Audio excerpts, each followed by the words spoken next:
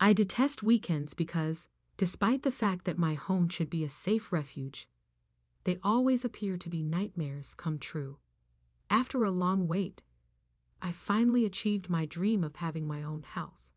I've always imagined living in a big house, but my in-laws turned my lovely property into a terrible place where they behave in the most unpleasant manner and show up every week without permission. The worst thing is that they make me feel anxious and uncomfortable in my own home. Even if I don't want to be there during these visits, they never give me an option, and there is never a break. So here I am, providing them with food and beverages, and on very festive days, I also have to keep them occupied. 3 years into our marriage, my spouse and I still work for separate companies. Our small flat included 2 bedrooms, a kitchen, and a living area that was open to the kitchen. When we were initially married, we discussed buying a house as we got older and became more dissatisfied with our flat. I said, "Hey, honey, I think it's time for us to move into our own place." I had been prepared to say just that. "Yeah, I would also want a house," was his response. I reduced costs and meticulously saved money to aid my partner, who tends to be careless with money. It took us around 2 years to build up enough cash to purchase a house. So we started looking for the perfect place. What's going on with the residence then? There are many options to consider, and they're all rather difficult. His response was, "I haven't made a decision yet. I put all of my time and energy into looking for a house during my days off from work." I was getting tired of it too. I replied, "You could help me out a little bit." "I'm sorry, but I'm unable to. I'm quite busy at work," he answered. "You really do leave everything up to other people, isn't that right?" I stated. "Yes, I am aware. Why don't you and my parents search for a house together?" "Are you serious? I wish not to cause trouble for your folks," I said. "I'll attempt to get a place myself." "That's all right.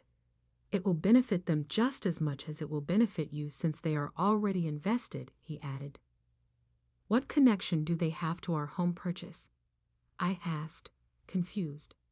You'll see," was his tentative response. Sincerely, I never looked forward to spending time with my in-laws, as I was always a little uncomfortable with them. I tried not to go near them for my own safety, but my in-laws called me nearly right away. "Have you chosen a place to live yet?" my father-in-law mentioned. "I'm considering hiring a contracting company run by an acquaintance of mine, Mr. Lewis. Step in, and I will pick together where to live for the home. But I appreciate your aid in presenting it," I said, hoping it would deter him from inquiring about the house. "I really appreciate it," I said. However, I got an update a few days later. I'm going to be shown a really lovely plot of land on the skirts of the city by a friend of mine. "Greetings," I received a call from the construction business. They mentioned, "You haven't gotten back to them. Have you given them a call?" Before I understood what was going on, a firm I had never heard of was building the house I would live in on property I had no idea existed. "Please pardon me, Mr. and Mrs. Lewis. Stephen and I need to be the ones making all of the house's decisions." I objected, saying he had admitted to me that he preferred to purchase a house rather than build one, and that he hoped it would be close to his place of employment in downtown. My father-in-law said, "But Stephen, our own son, told us directly that he wants us to decide everything." He went on, "Make sure the house is fully electric too." The interference that my in-laws were causing Stephen and me became increasingly significant every day. My husband refused to listen when I advised him to ask his parents to quit getting in the way of our lawfully made decision. "Why won't you simply let my parents handle things and listen to them? It's a win-win situation for both of us, and we won't have to spend as much time on it," he claimed. "Stephen, please share your thoughts with me. How would you like to go about purchasing a home for us?" I questioned him. "Simply put, quit. I agree with my parents' viewpoint," he yelled. "What are you discussing?"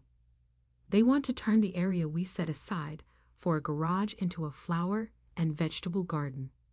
The kitchen will soon have a stone oven built into it." "Stephen, is that what you're after?" I inquired. Then one day, right before construction began, I got a call as I was attempting to persuade my husband to get his parents to take a back seat, and he was trying to get me to stop bugging him. I hired a building business to build our house, and the representative asked, "Excuse me, please confirm that you agree with the terms of the contract." After speaking with the lead architect in depth, everything seemed ideal. "Yes, I do confirm, of course. Is there a problem?" Observing their hesitation, I inquired. The contractor went on, "You mentioned that you and your husband plan to move in by yourselves without anyone else." "That's accurate," I affirmed. The builder then revealed to me something really depressing and disturbing. "According to these blueprints, the finished product will be constructed just like a two-family home, ma'am. Are your folks moving in with you?" I had the impression that someone had taken a sledgehammer to my skull, and now my sanity was being chipped away. I said, "No, sir. Neither my parents nor anyone else are moving in." How the initial plan had been altered so radically without my awareness baffled me. As it happened, my in-laws requested revisions from the architect due to concerns they had with the designs I had given their approval for. To put it briefly, they altered the designs drastically without my consent, resulting in a very different house than I had envisioned. They even assured the architect that these revised drawings had my personal approval. The architect was startled, and then clearly irritated to learn the reality, since he had assumed I was on board because he had been told I had approved the revisions. He graciously accepted my heartfelt apology and said it wasn't my fault. The final plans, however, were far less satisfactory and far larger than the originals.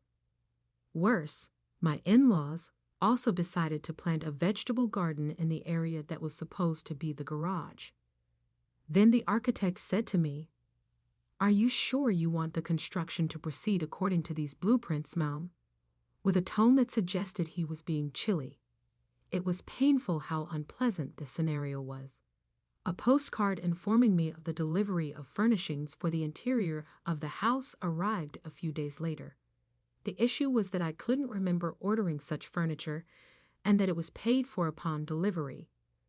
Once more, my in-laws had meddled, displaying an unacceptable level of self-centeredness. It was all too much for me at this point.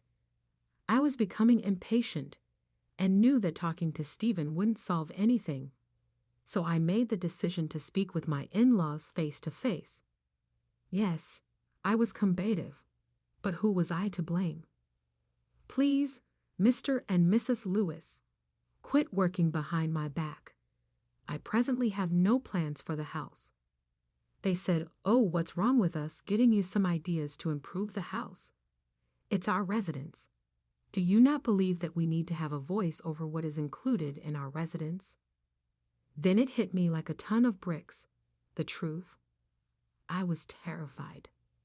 When I realized, don't tell me this, is occurring. Please tell me, please, that my in-laws do not intend to share a roof with us. In a panic, I phoned my husband right away. "Listen to me, honey. Your folks have a serious misunderstanding." "What are you saying?" he inquired. "They claim they are going to move in with us." "You were unaware that this was taking place, correct?" He calmly answered, "Oh yeah. Now I know what you're talking about." My stomach twisted as his casual comment sent shivers down my spine. "There's no way you authorized this without letting me know. I responded.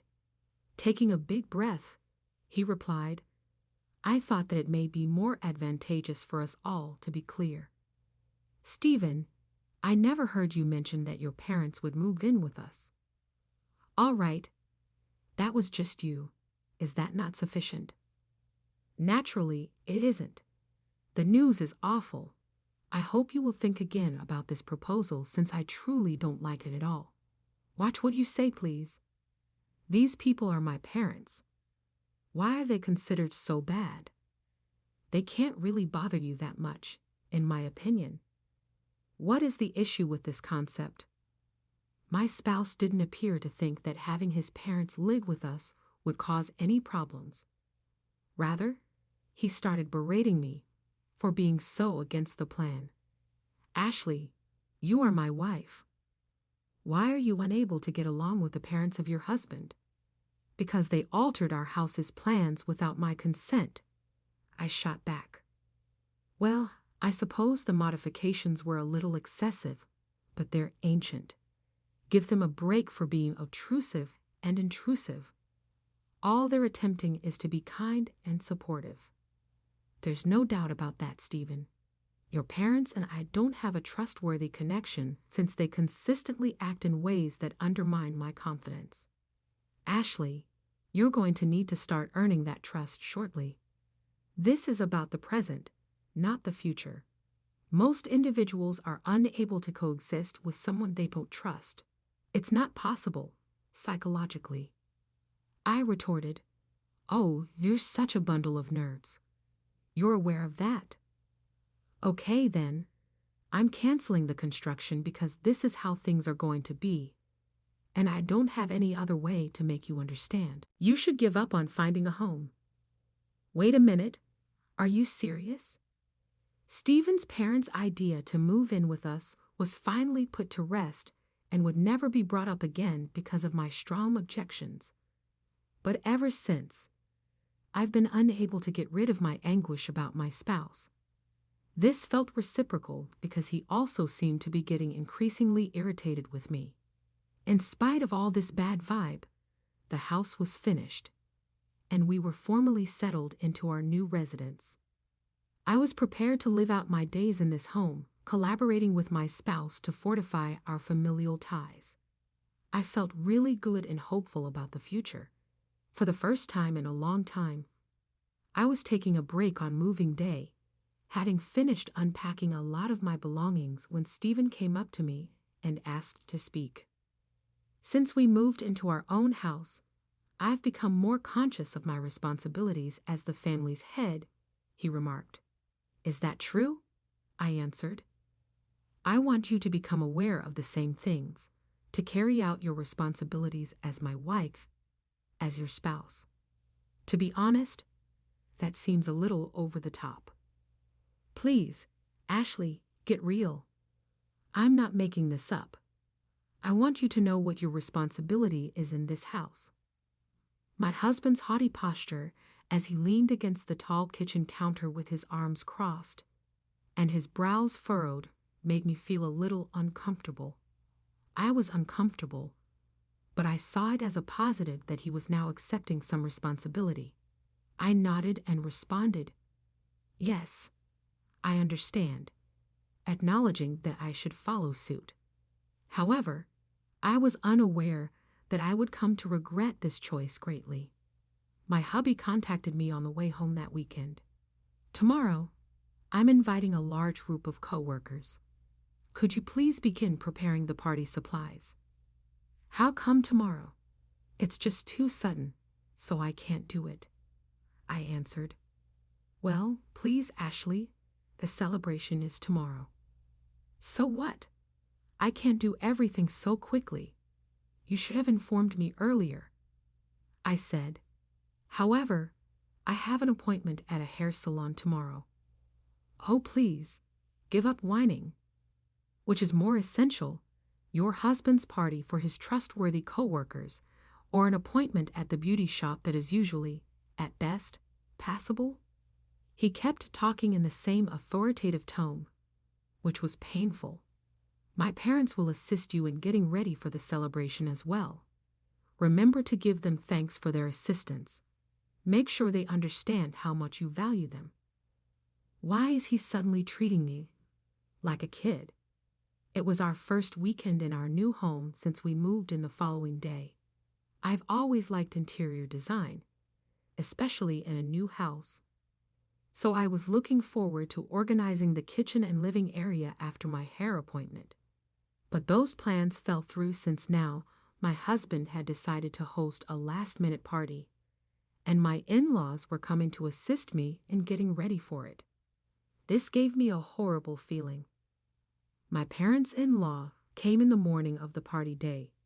I asked them to help while I was cooking part of the meal. My, your cooking is far from a masterpiece, said Mrs. Lewis. If nothing else, you ought to buy some sushi. I'll take care of it. Well, everyone has a ton of homemade food, and I've even placed an order for sushi. Our finances would be strained if we place additional orders. Oh, come on. This is ridiculous. Are you attempting to make your beloved spouse look bad in front of his coworkers? In the long term, being frugal will harm your husband's job. I'm not kidding. I know what I mean. I've witnessed a self-centered lady like you almost wreck my best friend's career. It's really rather pitiful, unconfident, and incompetent. She kept on talking. Please just arrange the food plates and cutlery on the table. I'm grateful, sweetheart. I really do have an appointment at the beauty salon. Make sure the sushi is ready when it arrives, and we'll return later. My in-laws gave me their instructions before departing. For reasons I'll never know, Stephen was still asleep in his room. I was able to prepare everything in time for the celebration. Somehow, I started making my way to my room as the time drew near so I could greet the visitors. Before I could gather my thoughts, someone said, "Hey, darling. Ashley, this place is still unclean. Why is there so much dust on the front porch? Before the visitors arrive, you had best tidy things up and make sure it's shiny. Additionally, we lack beer. Get some, please." I had no time to put on makeup because my husband and his parents were prepped and set for the celebration when I arrived to greet the visitors at our home. "Well, hello to all of you," I responded, trying to seem happy. "Please come in. Please offer our visitors beverages. Ashley, if you would move quickly. We don't have all day." My mother-in-law kept bugging me. I had the worst time ever at the party. It was a total bust. My mother-in-law, Mrs. Lewis, was dressed up very glamorously and treated me like a servant. Stephen did not even care to introduce me as his wife, so I was left to greet some people on my own, without makeup, covering my nicest dress with a gray, dirty apron. Their bewildered expressions showed that they believed me to be the housekeeper. I was very unhappy.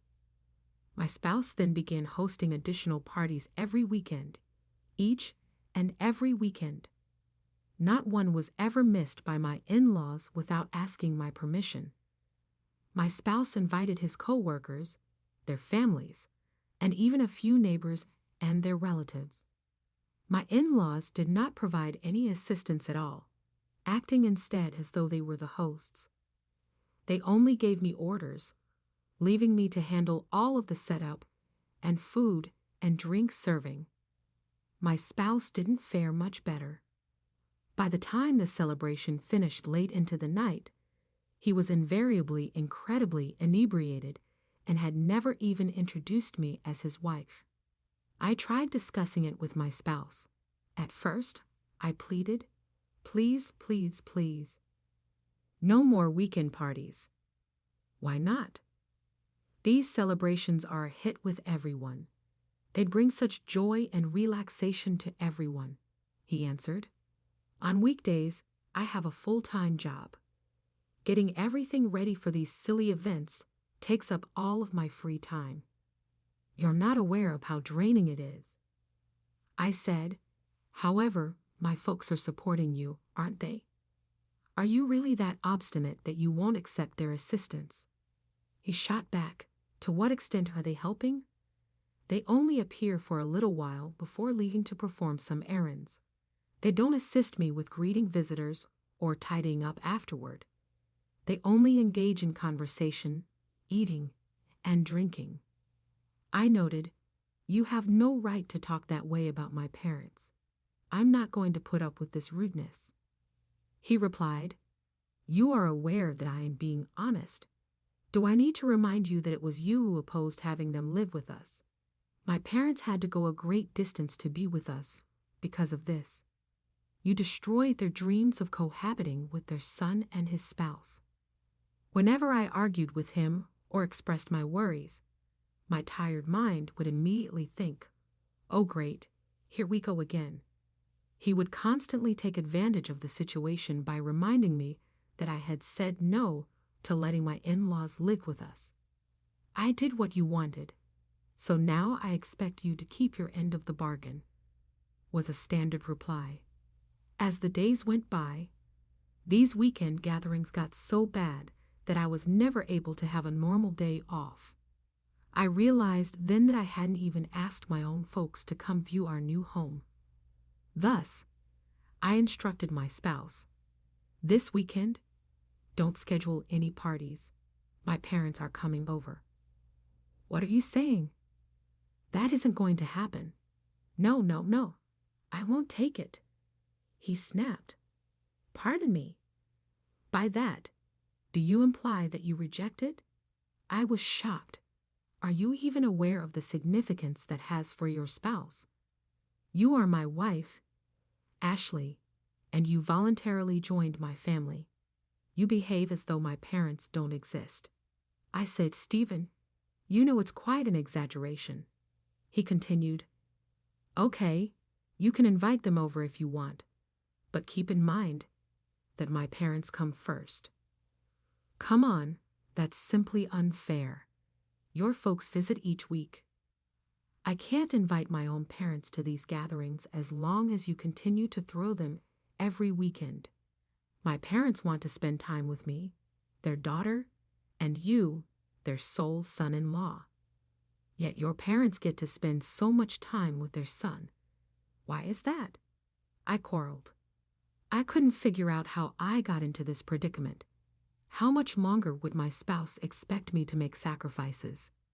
I decided to talk to someone about it, since I had no idea what to do. Determining the identity of that someone was not a difficult task. I told my mother everything that had been going on over the phone. I apologized a lot and explained with tears why I was unable to welcome her to my new house. After expressing astonishment, my mother became silent, which gave me the freedom to express my feelings and tell her everything. She responded, okay, honey, I think I understand the situation. Once I was done, first and foremost, you ought to return home this weekend so that we can work things out together. Feeling stuck, I said, but I have a party to prepare for. Oh my goodness, you have no idea what's going on with you, do you? She said. What are you trying to say? What's going on with me? I inquired, perplexed. She said, you're so tired, so exhausted that you're starting to lose yourself. Her comments hit home, and for a split second, I couldn't believe what I was hearing. It's up to you if you want to go through with it, my dear, she continued, sharing a strategy that may undoubtedly assist. I persuaded her to share her strategy with me. I was astounded by her notion as she explained the specifics. My spouse and his family would surely suffer serious repercussions if we carried it out. To be more precise, I wasn't sure if I was capable of taking that step, or even if I wanted to. She advised me, try talking to him one more time and then decide what you think is best. I decided to talk to my spouse about it again after taking her advice. My goodness, you never give up, he said. Ashley, I've had about enough of your nagging. As previously stated, you are welcome to invite your parents in the event that mine are unable to attend. Before he could continue his typical argument about the sacrifices he had made, I interrupted him. No, now pay attention to what I have to say, Stephen. This is your final opportunity. These are my ultimate desires. You will not bring your parents over without my permission. You will not organize house parties without telling me. And this weekend, I will be inviting my parents. That's my ultimate choice. Last opportunity. How in the world are you discussing this? Try not to perform this prank on me. You and your parents cannot ever again behave selfishly, in my opinion. He shot back angrily. I'm going to set things straight around here. Now listen, you have to accept that my parents come first, because you refused to let them move in with us. You ignored them and turned away. I attempted to stop him so I wouldn't have to listen to another worn-out argument about how much I shouldn't appreciate my in-laws. But he wouldn't go away. In addition, your family, the family of a lady who treats others so disrespectfully, won't ever visit our house. Do you hear me? Never. That's it. You are not going to invite your folks home. You are free to leave if you don't like it. That's when I understood it was useless to try to talk to him. I was prepared to give up because I had reached my breaking point. I thought he may be more accommodating if I was patient and understanding. But things just became worse. I pressed my lips together, determined not to let the tears fall.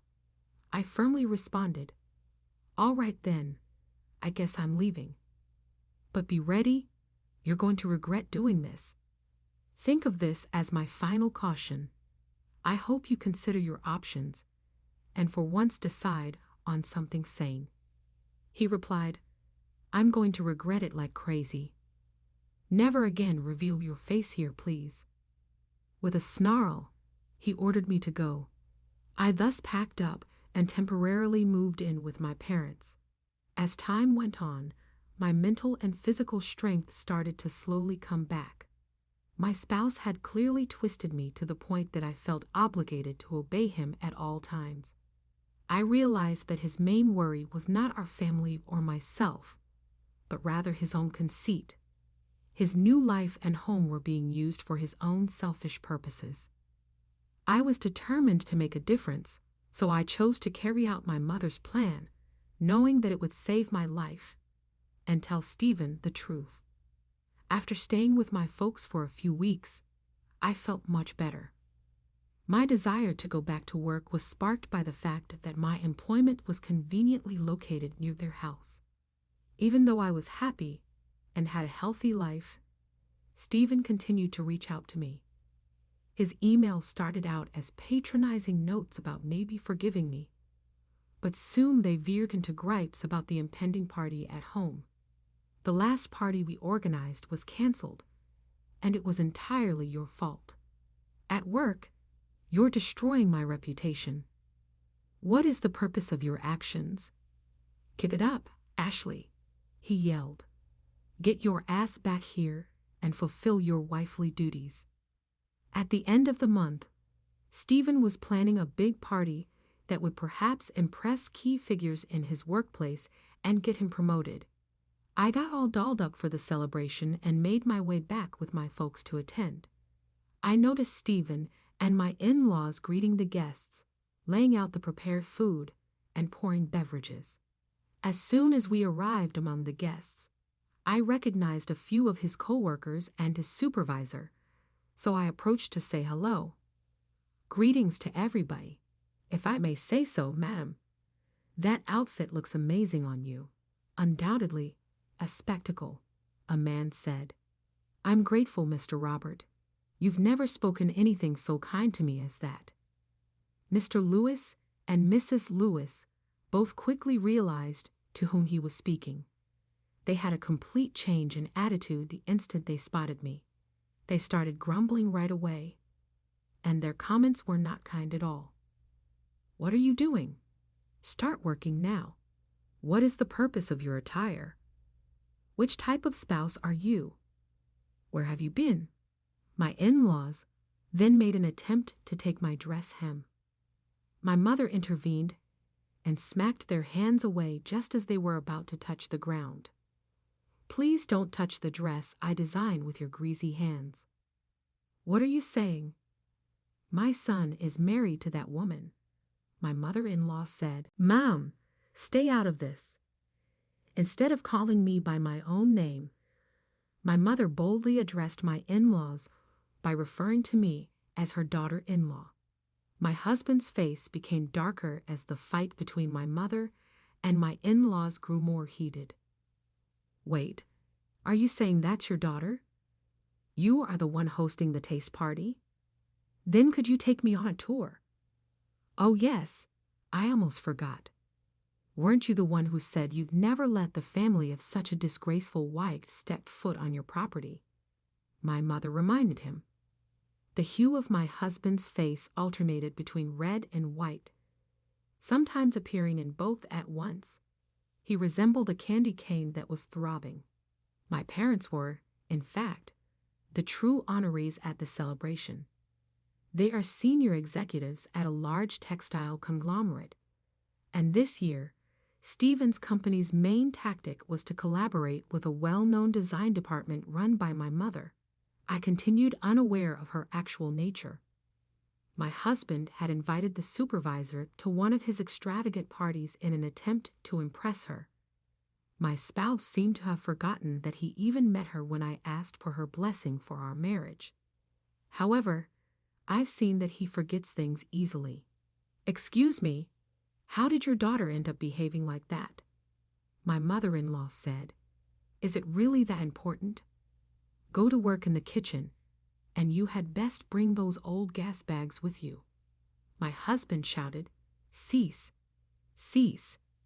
These folks are honored visitors who are truly cherished guests. It was an amazing scenario, with my spouse and in-laws in utter terror. I felt grateful to my mother on an inside level for allowing me to see this spectacular event. Then my mother turned to face my husband and asked, Please go get me a drink. Hurrying into the kitchen, he came back holding 2 glasses. After glancing at them, my father requested that our daughter be given another glass. Stephen gave me a cold look, but he had no option but to comply because of his boss and co-workers' scrutiny.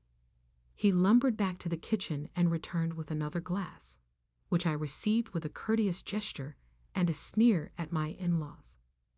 Mr. Lewis, what's for supper tonight?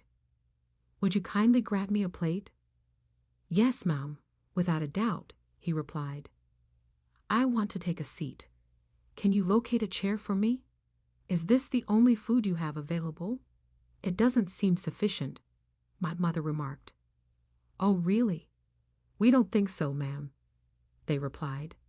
Now, they were the ones behaving like the servants. How about we get some sushi? I can place my own order, I suggested. Does it really need to happen? You see, we're on a limited budget. My father-in-law shook his head. Oh, if you're being stingy, it could impact your son's career in the long run, my mother countered. I sipped my champagne and grinned at them. Among the attendees was a friend of my mother's who had previously visited our gatherings. She had mentioned that my daughter's husband and in-laws always treated her poorly when she visited. Typically, my daughter looked tired and neglected, wearing a simple frock and a crude apron with little makeup. Until I chatted with her, it was hard to believe she was the lady of the house since she seemed so oppressed. I was shocked to learn she was Ashley. When I welcomed her, she was obviously exhausted and struggling to stand. Back then, I was such a delicate, sensitive child that I must have caused my mother a great deal of stress. Even though I'm doing better today, I still get down on bad days. Mom made Stephen repeatedly retrieve beverages during the celebration, while she berated his folks for their inadequate service. Dad got comfortable and struck up conversations with other visitors from my husband's firm, even exchanging business cards. After the party, I approached my husband. "Thank you for your hospitality. Now, if it's okay with you, might you sign this?" I handed him the divorce papers. He let his rage take over as he signed them, humiliated by the events of the evening. My in-laws attempted to intervene, but it was clear he had had enough and was too determined to be moved. When he handed me the signed documents, I said, "I'm done with you. Never reveal your face to me again." I picked up my coat, took the divorce papers, and went outside. I walked to the waiting car where my parents were. Knowing I would never go back, I took a moment to glance back at the magnificent gate and gave the home of my dreams one last look. My spouse had changed completely, and the house had become a reminder of so many bad memories. I had to close that chapter of my life for good. It stung to admit it, but taking a deep breath, I turned away, got into the car, and drove off feeling relieved. I lost myself in my work, trying to forget the painful memories. I eliminated the financial pressures brought on by the weekly parties and paid off the house's mortgage. The issue of money was forgotten. I got an apartment and moved out from under my parents' roof to live alone. The mortgage for the house was entrusted to my ex-husband, who eventually departed the country and was reassigned to a regional office. He was having trouble making the payments, so he begged his parents for help, but they refused. His relationship with them has deteriorated since then. I have no idea what happened to the house after that. I concentrated on getting over the hurt that my ex-husband and his family had caused. I furnished my new flat, gave it my own personal touches, and even had a conversation with the landlord about replacing the wallpaper. I've been refining my cooking in my spare time. Overall, I feel that living with my ex-husband and his family was not as fulfilling as it is now. I value the time I get to spend with my parents and having special, modest dinners with them. I just want to cherish my parents and be thankful for each day I get to live right now.